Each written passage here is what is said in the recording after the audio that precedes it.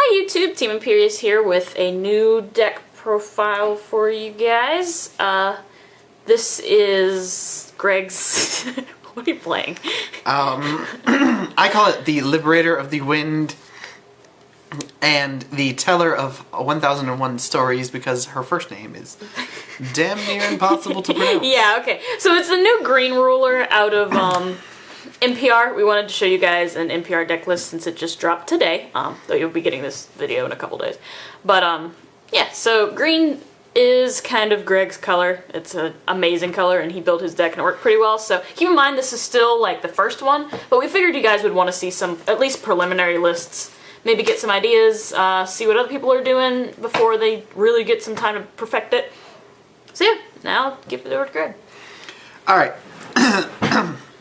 So the ruler side is the Liberator of the Wind. It has ability. I can search my Magic Stone deck and stack it at the beginning of the game. So at the beginning of the game, usually start off with some form of dual stone. You'll probably see that in a little while. Which is really nice because it's like you can guarantee yourself not getting screwed. Its activate cost is pay 3, 1 colorless, and then 2 green. Which isn't too bad. The J-Ruler side, not trying to pronounce that name, because I actually cannot do it. Because we're the uncultured swine, we don't know how to say this word. Yeah. The Teller of 1001 Stories. Her enter ability is a tutor. You search your deck for a card and put it into your hand, which is just the best, because you just search for whatever you need, put it in your hand, and your opponent doesn't get to see it. Because, you know, screw you guys. And then I can activate her when I have no cards in my hand and draw 2, which is really handy late game. So, if, you know, you ever get to that point, probably won't. Well, the point of having cards anyway. No cards in your hand. You'll always have cards in this deck. For the Resonators, I run for pronunciations. Morgana, the Wise Servant. I mean, we don't know names. It's okay. We just know the picture. I know the pictures and what they do, so that's it. Her ability is if I were to draw a card that's outside of my draw step, I can instead look at the top 3 cards, put one of them into my hand, and then the rest on the bottom in any order. Which is kind of cool because it's like, you know, you're basically I guess well the word would be like scrying, I guess, a little bit in Magic, or Kinda, yeah. What's Jace's ability? It's like look at the top 3, put one in your hand, pass, something like that. Yeah. Oh, it's like anticipate the new card. Got it. Whatever. Cool. But no, it's pretty cool because it's a 1-drop and it actually does stuff.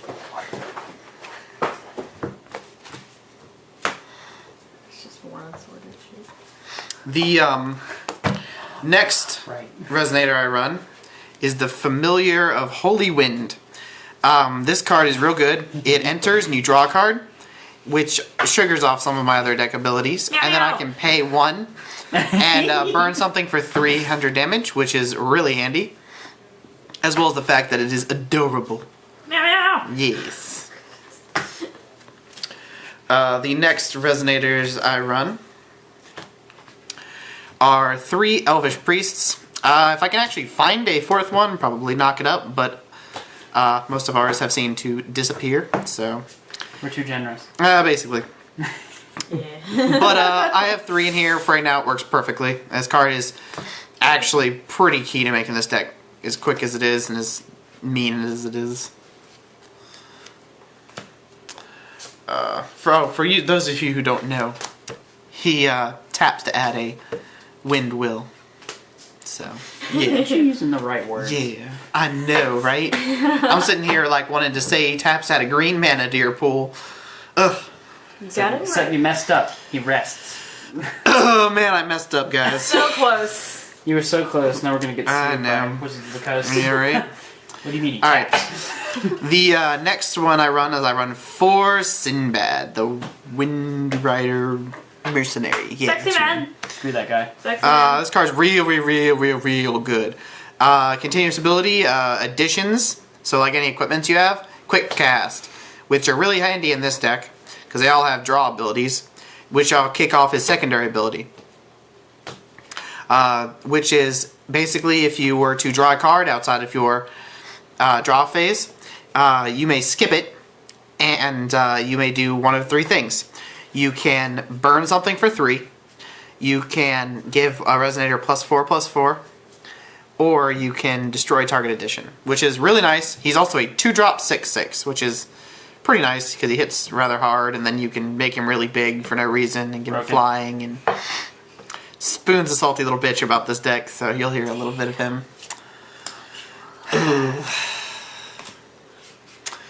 Alright, the next Resonator I run 4. I'm gonna have to ask a little help on pronunciation. Feasting. Feasting! There we go! Yeah! I'm upset I know what the card is and you don't. You play the deck. I mean, whatever. And you were the one Feasting. getting it confused earlier, too. I mean, whatever. Feasting. Gregory, everybody. She is quick cast, which means I can play her at any time you play an instant, which is real cool. And that ability is kicked off by her other one, which is prevent all damage that would be dealt by target Resonator until the end of the turn. The reason I run 4 of her is, Greedy. well, no, because Yes. aggro decks are not your friend in this one. And You're welcome. if you want to survive, basically, you need to play her. And then she's also a mana dork after you've, like, defended yourself with her ability. And then you can also use her to block because she's a 5/7 and she got a big booty. So, overall, she's a pretty good card, and she's adorable as crap. So, you know, whatever. That's great. The most prerequisite to get something in his deck. Is it cute? Sweet. Basically, yep. Bunny rabbits. Boing, Yeah. boing, boing. The next Resonator I run is Etna, the Snow Queen, or Elsa, as Kelley calls her. Totally Elsa. I mean, you're not wrong. Name begins with an E. Sorry. Continue. She's got a Awakening, pay X, rest target X Resonators. They cannot recover as long as this card is on the field. I had to make sure that it was the right turn for Spoon. But yeah, they this is basically like a Frost Titan for those Magic players out there. It's like a Frost Titan on crack. Or like a Pied Piper of Hamlin for those Force of Will players. True, right? You know. It's kind of better than the Pied Piper, you know. And then its other ability is whenever it deals damage to your opponent, they have to discard a card. I'm gonna punch you. There's literally a card that doesn't say No. in the game. No. We're sorry this is such an unprofessional We're gonna fight. video. The next Resonator I play is the Swordsman of the Full Moon. Yes. But no, she's a flying. She got that booty. She's a flying 9/9 for 4, which is real good. And then she has an enter ability, which is real good, which just pops something back to your opponent's hand. And she kind of fit that like 4 slot for me real well. And she's flyer, which is just dandy in green, because Dandy. you know. So yeah, play her. 2 of her. And then you know the other Etna of the deck. Yeah, the other Etna of the deck. I play 2 of the Hamlin's Pied Piper. This card's just too good not to run, and especially in control. If you're running control, this card will save your booty on many occasions. So I run 2 of him. Tell the viewers why you would run 2 Etna and 2 of him and not like 4 and 4 or something.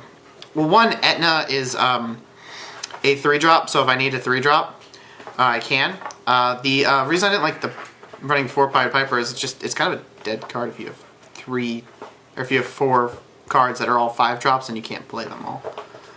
The Etnas they're 3-drops, so if I really needed a card at that drop, I could play her, and she also could count as a 4-drop, because you don't really kick her for that many. Mm-hmm. So it's usually easier. The Pied Piper's he's just too big. I don't like running a lot of things over 4. Alright. Thank you. The next will be the Instants, because I don't run No Chance. Well, regular ones, anyway. I run 2 Law of Silence. This card's real good. Your opponent basically loses a turn when you play this. It's helpful, because you have control and stuff. And I kind of explode all shadow.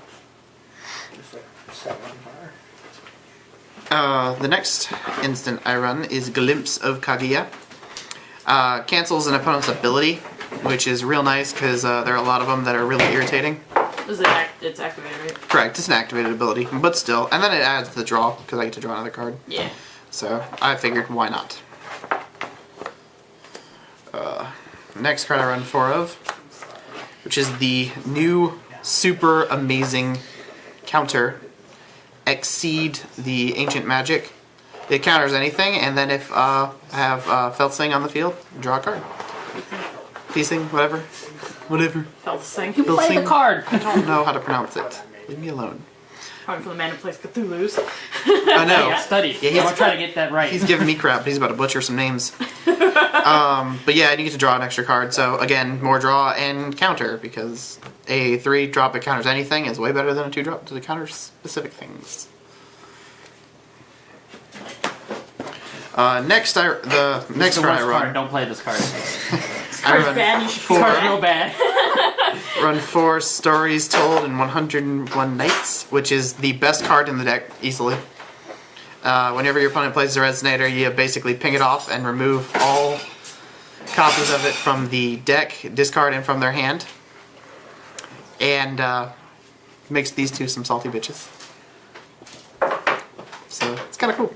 Good card. It's real cool.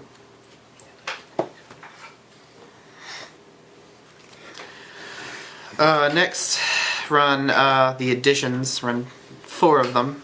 There's 2 Flying Carpet. Draw a card and then get something flying, which is mostly there for the draw card, but it also adds flying, which is never bad in green. And the other one is the Wind Dagger, which gives an extra ability, can pay 1 and then deal 300, kind of like the cat does, and then you draw a card, which is real cool because it triggers off a lot of effects. That's it for the main deck. The Magic Stone deck, I run 1 Filsing, the Holy Windstone. Oh, you did it. Yeah. This card makes something untargetable. The next stone I run is Little Red, the Pure Stone. This card's real good. Pretty much, I think every deck is going to play one of these from this point forward. Just pick an attribute, that's that attribute, give something +2/+2. It's real good. Next I run 4 of the Magic Stone of Deep Wood, which is just the blue-green dual stone, which is, you know, pretty basic for this deck. And you know, it's really good if you can start with it on the top of your stone deck. I mean, I can always start with this on the top of my stone deck, so I never miss out on blue, which is real nice. Which, you know, it's fun. Then I run 4 just regular Windstones, because there's no other. Not just Windstones, the new Windstone, that because it's much prettier than that art. Oh man! Every time they make a new set, the art of the stones is just 10 times better. Yep. All right, so for my side deck, I run Don't worry about it. 1 Guardia. Guardia is fun. Big dragon, prayer, give something +4/+0 until the end of turn, and you get a Magic Stone. It's there because I like the plus ability. Add some kind of aggression to this deck, which it doesn't really have. It's more of a your opponent quits because they get so pissed off kind of deck, because that's been 90% of the games. Truth. I've entered scoop phase many a time already. More times than I would like to admit. The next card I run is Zeke's. It's if I'm playing another deck, another control deck, probably add this in. More counter, more silliness. You can't touch this kind of stuff. It's great. Good card. It's not like when I run Little Red, I can't use all of it. Next card I run is the Jinn, the Spirit of the Lamp. Not really sure where I would use this card yet, but he's a giant. He's a 4-drop, 1,000,000. No, he's a genie. I mean, shut up. So, like, I guess I'll find a way to use him. Maybe if I'm playing a deck that's heavy on, I drop a bunch of things onto my stuff.